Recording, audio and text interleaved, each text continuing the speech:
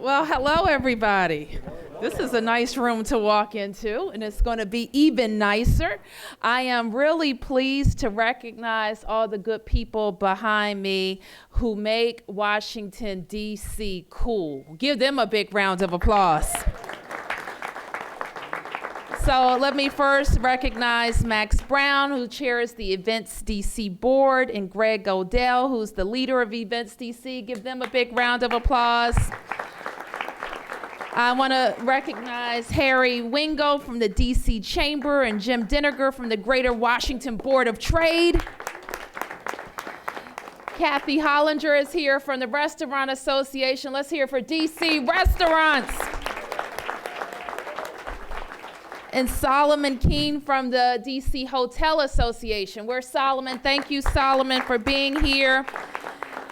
And Elliot Ferguson and Destination DC, thank you for everything that you do.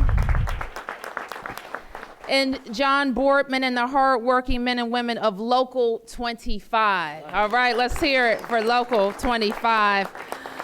And Deputy Mayor for Planning and Economic Development, and I call them just our big deal team. Where's the big deal team from DMPED? All right, DMPED.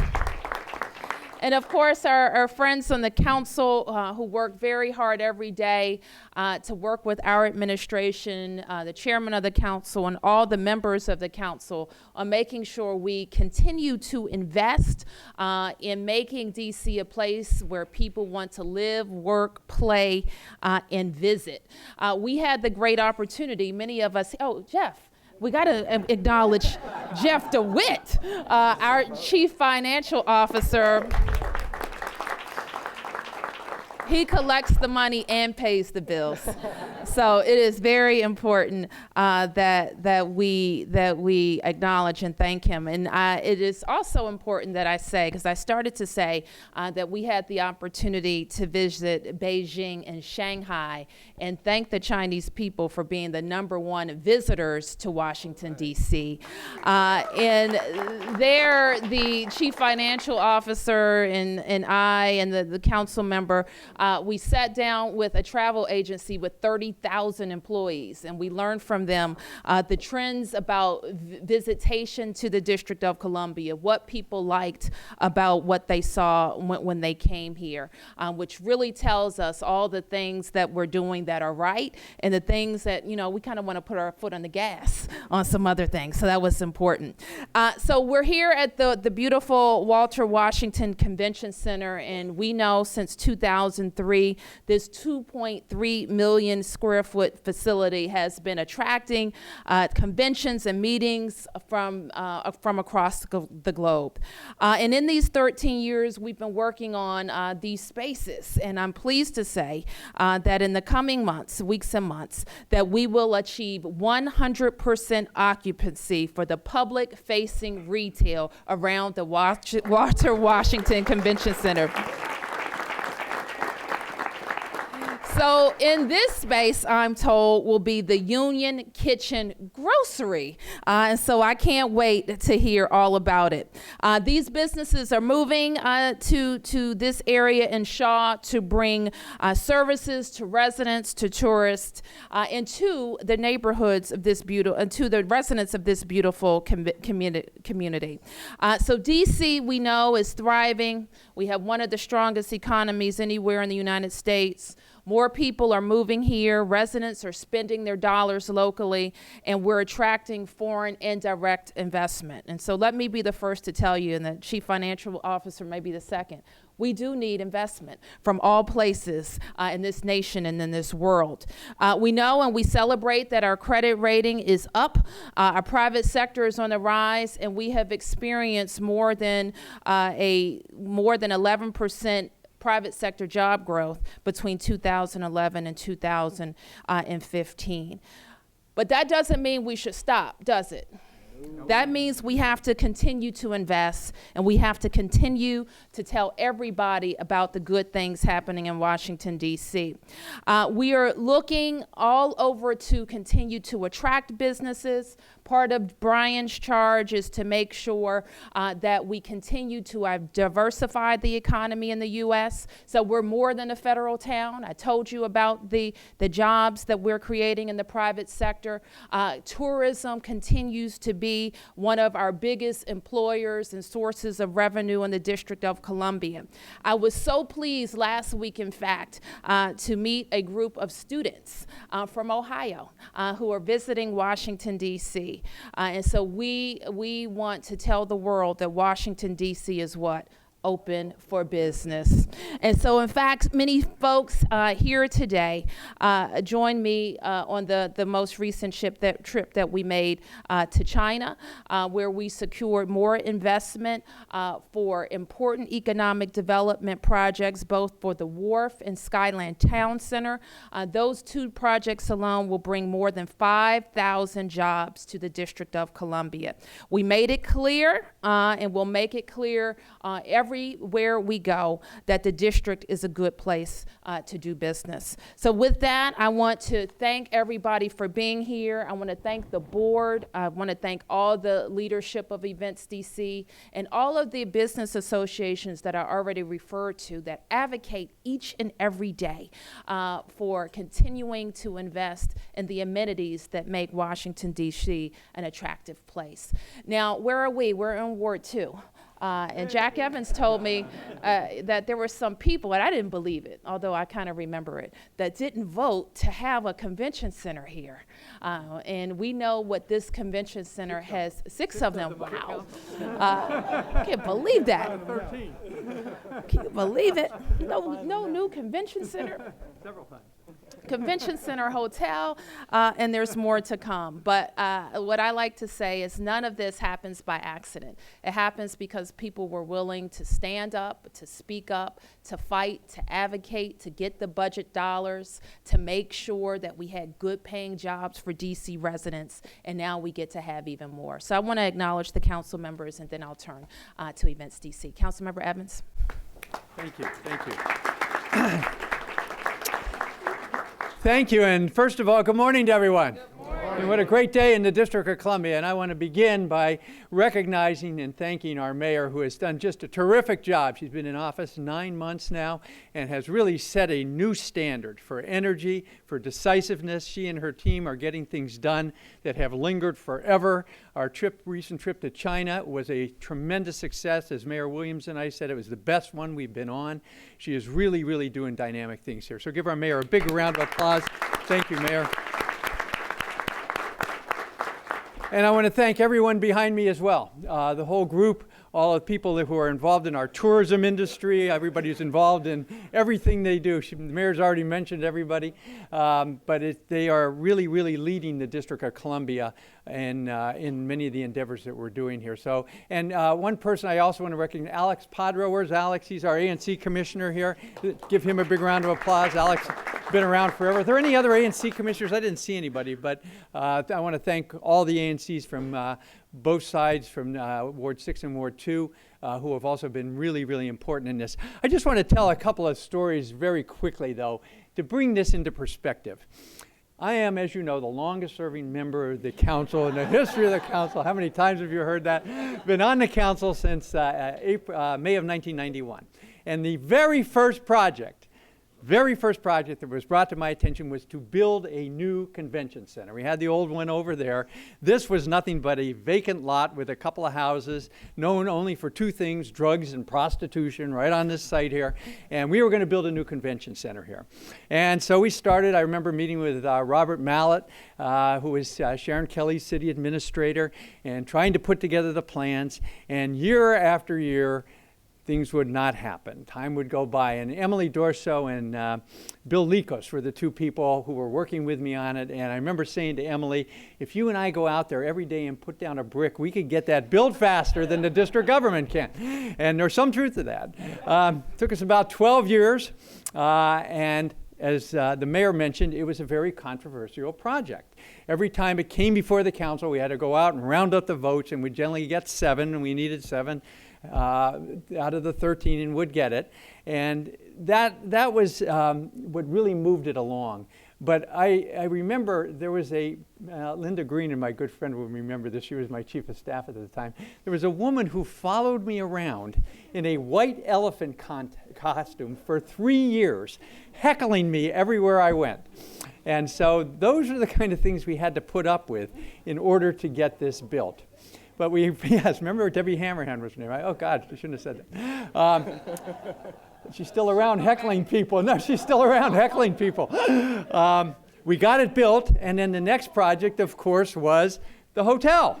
And I can't tell you the number of times I had to drive out to godforsaken Rockville or someplace out there, Democracy Boulevard, to have these meetings. It's where the water goes over the side of the earth, you know. It's, oh my God, to get that thing built. But we finally got that thing built. And then what I would always say is we got to get the retail done. We got to get the retail done. And when I first met with Max Brown, I said, Max, we got to get the retail done. And I want to recognize Max because it only took him 5 months. And everyone else who participated on the board and in the convention center, Greg, everybody. But in the last 5 months, you guys got it done. So give Max a big round of applause and everybody he worked with to get it done. Because that was the final piece in the puzzle. We got the convention center, we got the retail, we got the hotel, and now we are really rolling. So again, thank you all for being out here today to celebrate another great victory in the District of Columbia. And I think my next move is to introduce, or you introduce, okay, one of my great friends on the council. Vince was with us back in the tough days when the control board was here, getting out of the control board situation, getting the finances straightened out. He was one of the leaders when we went to Las Vegas in the beginning to set up the district's participation out there, which is exemplary today, was responsible for bringing a lot of retail into his ward at the time over on Rhode Island Avenue, and is really, really a great, great supporter of the district. And that's my good colleague, Vincent Orange. All right. All right, well, Jack, thank you very much for that introduction, and good morning to everyone. It is a beautiful, cold day in the nation's capital, but it's good to be here and feel all the warmth and the love that's in this place at this point in time. Also, just want to congratulate the mayor. I can honestly say in less than 9 months, we've been able to pull it together. For the first time, we were able to announce that our expendable budget for fiscal year 2016 is $635 million, and that means that we will be procuring goods of $635 million in fiscal year 2016, with $317 million being guaranteed to our small business enterprises. And that's a great thing. And not only that, if you go to cbeconnect.dc.gov, you can see all the spending plans for the 88 agencies. And if you're thinking about getting into business, that would be a great resource, because the government is now telling you how we will spend these dollars in fiscal year 2016. And there really is 3 pots of money. One is procuring goods and services. One is from the intra-fund agencies. It's $450 million. Half of that is going to be made available. So now we're up to $542 million going to be made available to this community. And then we have the traditional construction and non-construction projects that's subject to the 35% set aside. So if you're in D.C., we really can say the District of Columbia is open for business. And to be here today with the Events D.C. and everyone that's assembled here today to make sure that we're going to be at 100% full occupancy on the streets. And Alex, Pedro, I think I'm cutting at least 20 ribbons with you on November 28th. This area is just growing. So as chair of the Committee on Business, Consumer, and Regulatory Affairs, it's an honor for me to be here and to be a part of this. And we just got to make sure that we continue doing the right thing. And at the end of the day, we do want to circulate the dollar in the District of Columbia, but we need quality businesses, quality certified business enterprises to get the job done so we can keep the door open for everyone. So thank you all for being here, and thank you, Madam Mayor, once again. I think it's my job to bring up Max. All right, Oh, you want to bring Max? Okay. because you made me think of something. And so all that your talk about the budget, what we also found out in that process, Vince, was that we have $2 billion worth of opportunity. So when we went through all that the government is spending and all that the government said that there's no business, no CBE that can do the work, that number added up to an astounding $2 billion. So we're going to make it our business to make sure that we are attracting and building capacity for the work that we need to get done in the District of Columbia. Now, who's going to be with me on that? I know you're going to be with me on that. So it brings me a great pleasure to introduce the next gentleman who is the leader of our Events DC board. And I want to acknowledge all the members of the board who are here. If you would just give a wave. They're doing really tough, good, great work. And we want to thank them for their smart investments, for being strategic about how we continue to attract visitors, not only to the convention center, but to all of our restaurants and hotels, which is really and truly gasoline that the economic engine of this city requires. So your work is very important. And what we're doing today is also very important, and Jack provided us excellent perspective. So everybody who worked really hard to make sure we secured agreements to get great, diverse retail that's going to enliven these blocks, I want to thank you. And I especially want to acknowledge my chairman, Max Brown.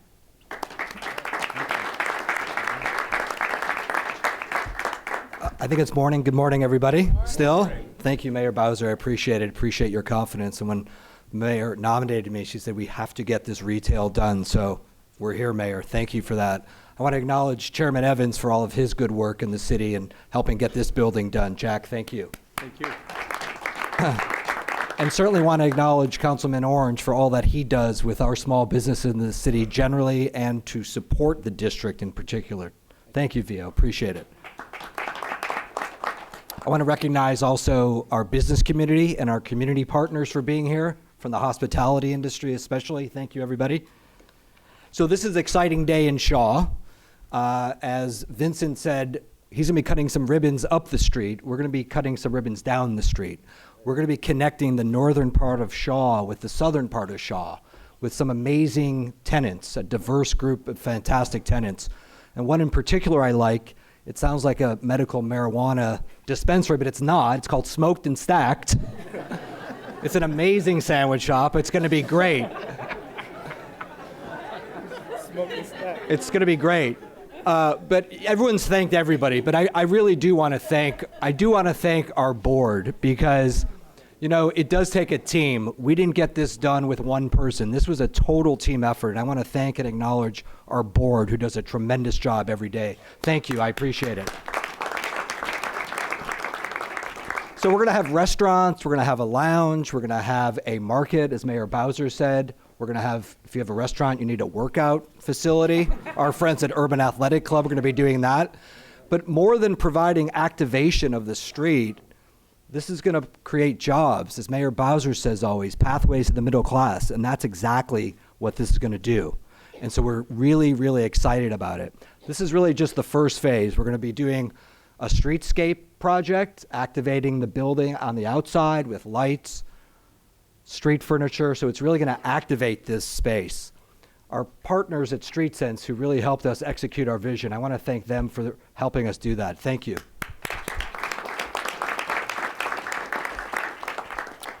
Importantly, we have one of the best CEOs in the country, and you always ask the question when you're putting together a football team, who's going to be your quarterback for that team? Whether it's Joe Montana or Warren Moon or Brett Favre, who's it going to be, right? And so if you're putting together, or Bernie, right? But if you're putting together a convention center, anyone else that we want to acknowledge? No, but if you're putting together a convention center anywhere in the country, and I would say the globe, I'm telling you, Greg Odell does such a tremendous job for this city. I want to acknowledge him. Number one, Greg, thank you.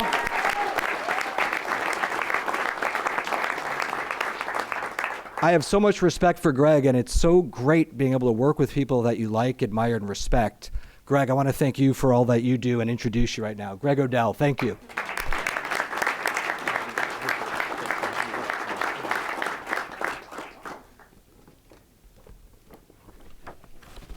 I'm not sure if I'm supposed to throw a touchdown pass or give my speech, but thank you, Max, for that really warm introduction. I just want to say thank you to Mayor Bowser.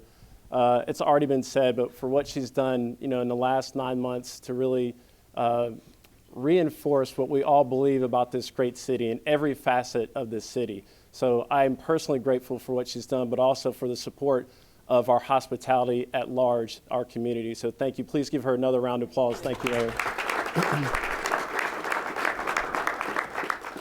And to our council members, the entire council also recognizes now the importance of our community as well. But you see two champions that spoke here today, the chairman of certainly our committee, Jack Evans, and then council member Vincent Orange for what he does with our business. Please give them a round of applause as well. They've been fantastic in support of us. So, we have talked about our great businesses here in Washington, D.C., and it's appropriate that we're here to make sure people know and applaud our businesses and know that we're open for business. But we're also here to talk about more business here in Washington, D.C., and that is our amazing retail program that you've heard about. So for us, whether it was finding the right team, as Max has mentioned, and the right leadership from our board in the right time, it's been a labor of love, but everyone's worked really hard to make this happen. And I personally want to thank Max because he pushed and pushed because he knew how important this was to the city. So please give Max and the board another round of applause for what they've done. It's been fantastic. So thank you, Max, for doing that.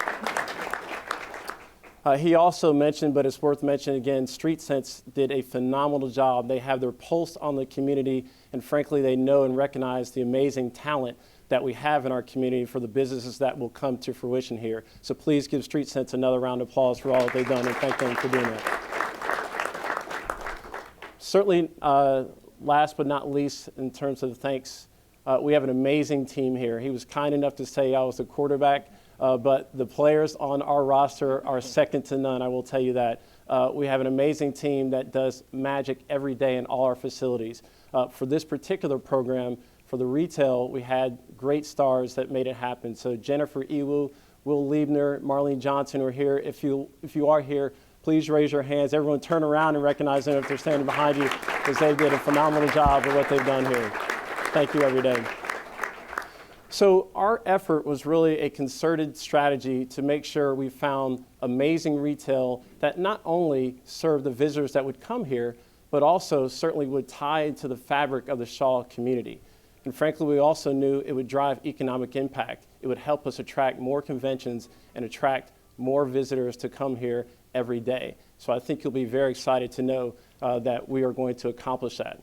To give you some round numbers to put into perspective, we knew we'd have to make an investment to do this. So the board got behind it again with Max's leadership, and we're making an investment of $1.5 million into our retail program. So why would we do that? Well, over 10 years, it's going to yield over $7 million in revenue to us, but equally important, it's going to drive economic impact for the city, and it's something that our community will certainly enjoy. So I know Jeff DeWitt will be happy about that, to hear that as well. So without further ado, let's talk about this amazing retail that we have here coming to the Convention Center. So our first concept, known as Unconventional Diner, great name, it's a locally owned and operated high-end diner concept. The Unconventional Diner is the brainchild of two district residents and sage businessmen, John Sidre, an owner of the highly acclaimed Mintwood Place in Adams Morgan, and Eric Eden, the proprietor of two of the city's best independent shoe and clothing stores, Hughes Shoes and Hughes Wear. They are here today. Please give them a round of applause if you'll raise your hand and be acknowledged. Thank you for the partnership. Our second concept was already mentioned, but worth mentioning again, Union Kitchen Grocery, a locally inspired corner market that will be right here. We'll be expanding the brand's footprint to the Shaw neighborhood. Union Kitchen Grocery has an existing location in Capitol Hood neighborhood. Union Kitchen, similar to the Convention Center, will be the engine for driving local businesses and local produce.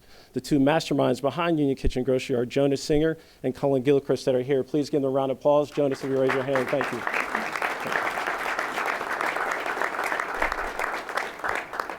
Our next concept, Smoked and Stacked. You now know what their alternative service is providing as well. But they also are a fast casual sandwich shop that will showcase an in-house brined and smoked pastrami. The soon-to-be mouth-watering sandwich shop is brought to us in partnership via Chef Marjorie Mee Bradley and Jeff Dawson and Peter Bain of the Tin Shop. They are here. Please give a round of applause. Welcome them to the neighborhood.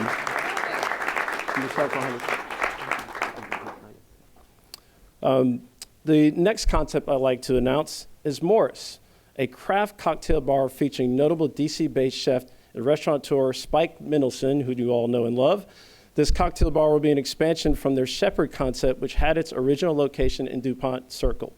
This modern speakeasy reimagined is brought to us in partnership with not only Chef Spike, but our good friend and local business partner, Vinoda Baznayaka, who's here also with us. Please give them a round of applause and acknowledge them here today. I know Spike's here as well. Yep. So we also have Urban Athletic Club and Composition ID. It's a motivating and inspiring fitness marketplace and health diagnostic center.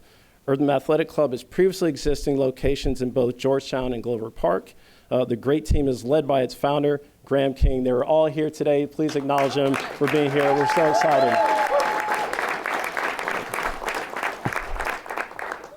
So Composition ID, I should also mention, will provide fitness data such as resting metabolic rate and body mass index knowledge as well. So we're excited. Yes. Not today, but soon. Well, maybe they can do it today, Mayor. I'm sure for you, Mayor, they will make an exception. They'll do it today if you ask.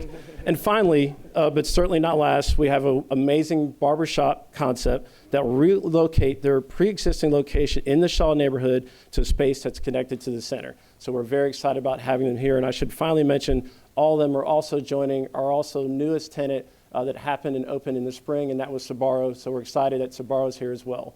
So as our chairman mentioned, this is the first phase of many. We're going to have an amazing streetscape as well to accompany the wonderful tenants that we have. So we're excited that they're here, and please welcome again a round of applause for all our tenants for believing in faith as well.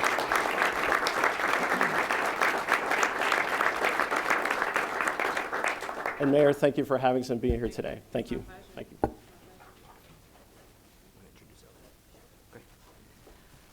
Okay, and last, I want to introduce our face out there in the world, talking about why it's so much fun to travel to Washington, D.C., and to experience our hotels, our restaurants, our people, and our great neighborhoods. And I can say firsthand, having spent several days with Destination D.C., that they work all the time, and they talk all the time about why Washington should be your number one. Well, they do a lot more than talk. Why Washington, D.C. should be your number one choice, not only for personal and travel for fun, but for business travel as well. Elliot Ferguson.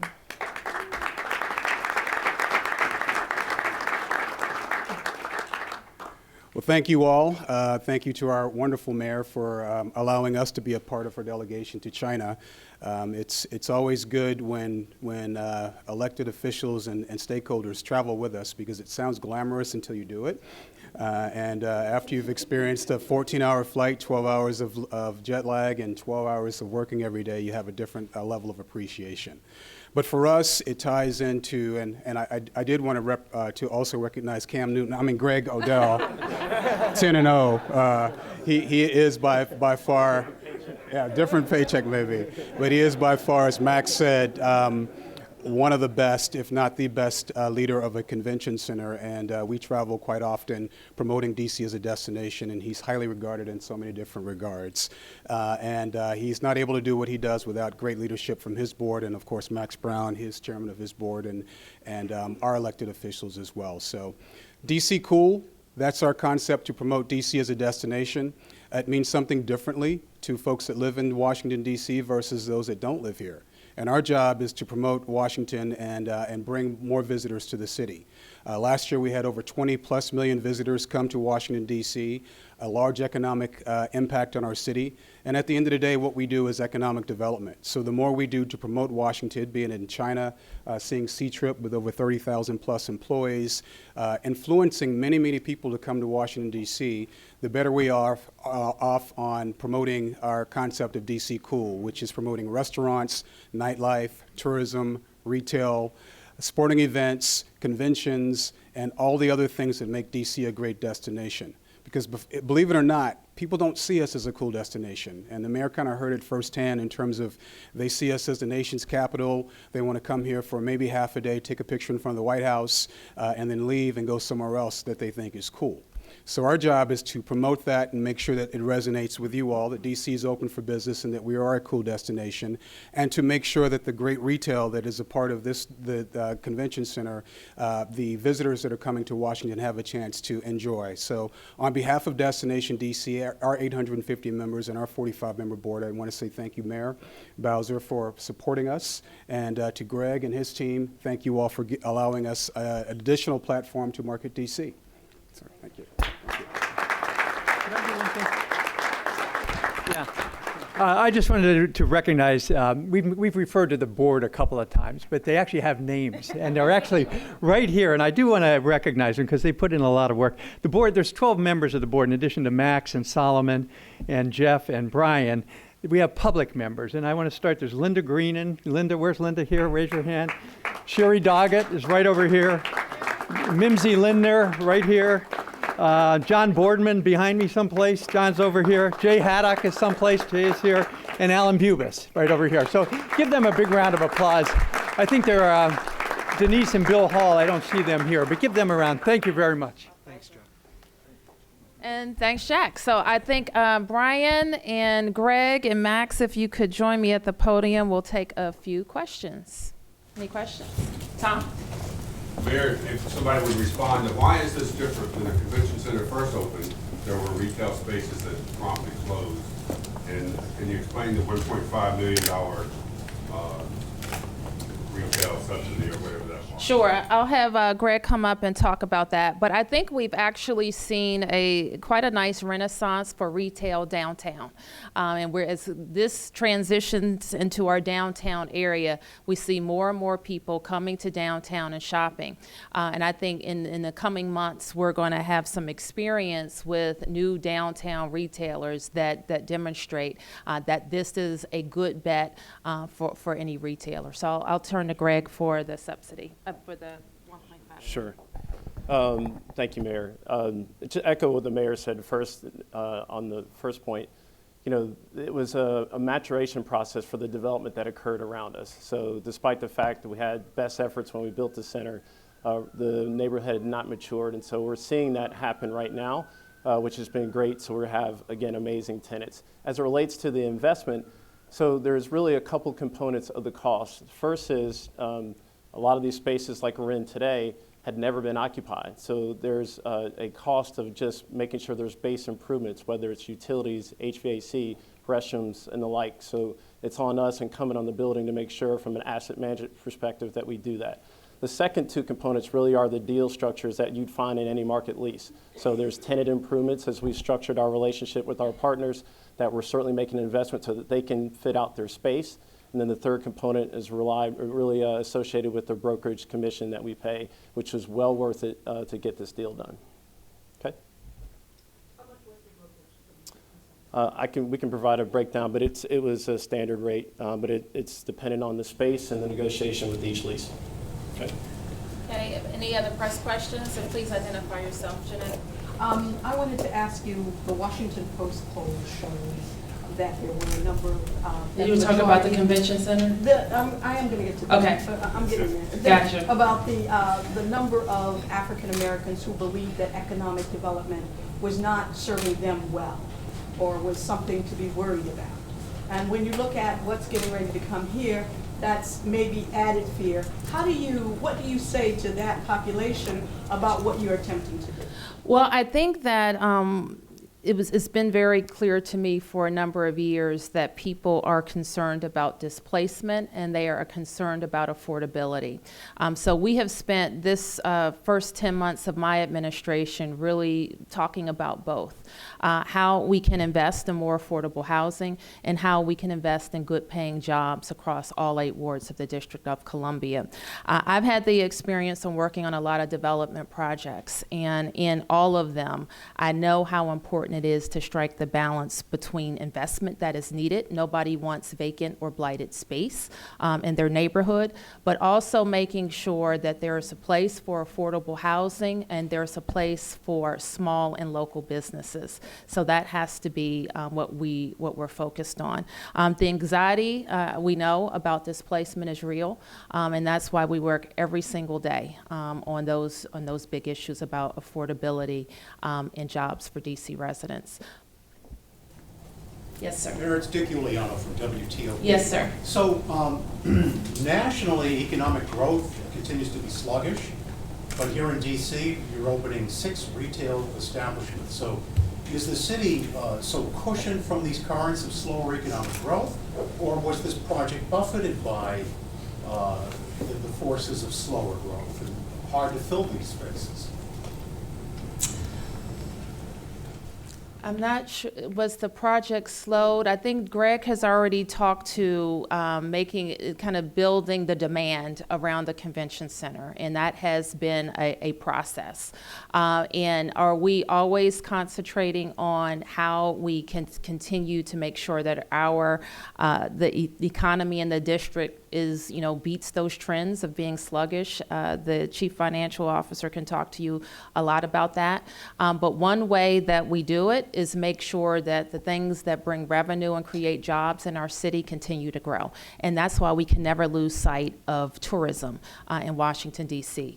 Can never lose sight of it. It's a huge part of the economic engine that is Washington, D.C. Yes. May I follow up? May I ask, how is the holiday season shaping up for tourism in light of all the publicity about the terror threat?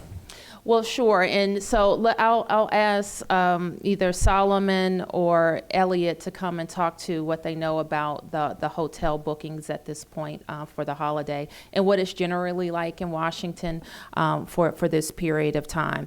So what's really important for everybody to recognize is that our city is very practiced on working with our federal partners to keep Washington, D.C. safe. We are certainly working at the highest levels between Washington and our federal and local partners. So we feel very confident about dealing with any issues in DC. And so I think everybody, convention goers, people who have booked rooms should follow the lead, like I like to say, of the first graders at Truesdale Elementary School who piled on a Metro bus last week and went to the National Zoo. Or the 8th graders from Medina, Ohio, who kept their plans to come to Washington, D.C. On a bus to visit their nation's capital. So we feel very good. But having said that, we're vigilant and we continue to work on the highest levels. We ask our residents and visitors to be aware as well. And but to keep on with their daily lives, with their holiday plans, with their hotel reservations, with their dinner reservations, with their theater reservations, and all the other things that they'll do in Washington. But let me turn to Elliot to talk about what this year usually looks like and what we have ahead. Thanks, Mayor Bowser. The reality of this time of the year for us is that it is a slower time of the year in terms of convention business. Traditionally, during the winter months, it's a lot slower. So you're seeing occupancy associated with people that are coming in for family time during Thanksgiving. I think I echo every comment that the mayor made in terms of how the city is prepared and how we're positioned. I think there were questions in terms of coming to Washington, especially after the things that happened last week. And I think that we've seen some of that. We had a lot of questions and concerns and calls in regards to that. And we remain true to the mayor's message in terms of what's happening in the city. And if I can go off just for a second, I landed in Paris on Friday, the day of the attacks. And, we leaving China with the mayor and the delegation and got a lot of calls as a lot of the delegation knew that I went there. And on Friday night, we were told to stay in our hotel rooms, and we did that. But on Saturday, we were told to stay in our hotel rooms, and nobody did that. The people in Paris were out in the streets. They were resilient in terms of making sure that things that happen in that city should not affect people's desire to come to Paris. And I think that that spirit is also the same spirit that we have in Washington, D.C. And we're hearing that a lot from, convention groups coming. They just want to know what the plan is. The mayor and her team have a plan, and we're communicating that plan. It's on our website, washington.org. We're talking to the American Bus Association, Student Youth Travel Association, and all those organizations that play a role in bringing visitors to the city to make sure that they understand that D.C. is open for business and that we are a destination that they should definitely come to. Could I follow up? Could we follow up on that? Could I answer? Okay, last question for you, Yes. then Tom. Any other press questions? I wanted to- Okay, 1, 2, okay. Yes, sir. Mr. Ferguson, I want to ask you, since you seem to indicate that some groups may have raised concern with you, asked you what the plan is. Could you tell us what you're saying to assuage fears? Well, Come on.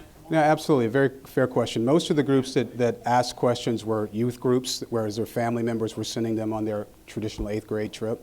So, clearly there would be some concerns as to what the plan is for the city. And so we communicated the message that the mayor and her team have in place in terms of safety in Washington, D.C. Yeah, Tom. In the course of that, have there been cancellations or revisions of any significant measure? In certain instances, there were discussions or concerns and possibly postponing events, especially last week. But what happens is that they're either rescheduled later on, or they decided to come anyway. So, yeah. Mayor, my real question is. That was a fake question. The chief was on another network this week saying that in an emergency situation, people should either try to escape, try to hide, or if necessary, fight back. Fewer police officials and leaders in the country have been saying the third one, fight back. We had the incident of the train in New York and all of that. But do you agree with what the chief said about what you should do if you find yourself in a situation that you should escape, hide, or fight back? Well, certainly the police chief was describing an event that I think is 1 in 100 million of a chance of happening, and that's an active shooter situation. We've had the experience of a couple of active shooter situations in recent memory, and I think she describes a different type of attack than what we have prepared for in terms of terrorist attacks of the past. And so what all police departments will do is remind and re-educate people of how to respond to any disaster. And the reaction may be different in the case where we saw, where we have seen other different attacks, but she's very specifically talking about an active shooter incident. Yes, sir. Steve Burns with WMAL. Just sort of piggybacking on what Tom said, D.C. is known for its very restrictive gun laws, and it sort of flies in the face with what the chief was saying. So do you think this sort of provides some sort of suggestion on revising D.C.'s gun laws at this point? So No, can't have it that does opportunity? not. It does not. Are you satisfied with the gun laws as they are now? No, I'm not. What would you like to see changed? I don't like guns, and I don't think saying that more guns makes people safer. That's not my position. I get in trouble for it sometimes, so don't print that. Yes, ma'am.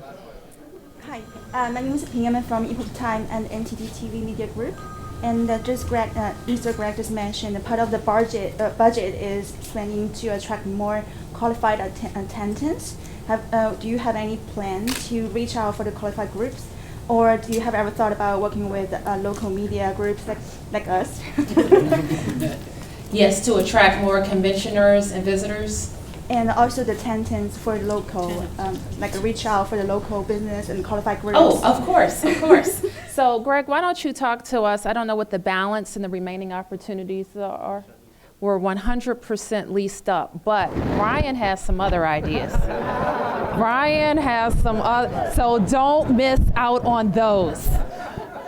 Brian has some, isn't that great? 100% leased up. So you missed this time, but we're going to work on something else for you. What's your name?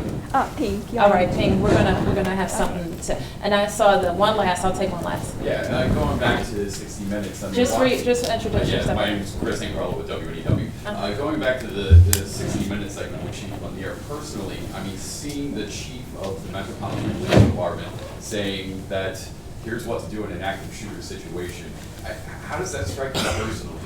That we're in this day and age having to plan? Well, we've been in this day and age for a long time. We're the capital city of the United States of America. We know what it has meant to have our nation under attack. And so this has been our normal for many years. I think what the attacks in Paris reminded us of is that targets have shifted from what we used to be, attacks against American institutions, buildings or police or military, to soft targets that we've seen in other places in the world. So we're confident, and we know that all of the people, the president on down to our armed forces, to our intelligence establishment, are working every day to prevent harm from coming to the United States of America. But it is important that everybody educate themselves. We can be less fearful, less anxious if we know what to do if something happens. And so I think that was just a reminder that we live in a city that has the attention of the world, and we should just all just check with our families, ourselves, of what's our emergency plan, just like you would do for a hurricane or a snowstorm, or what is the emergency plan for yourself and your family. Thank you, everybody. Thank you. You know what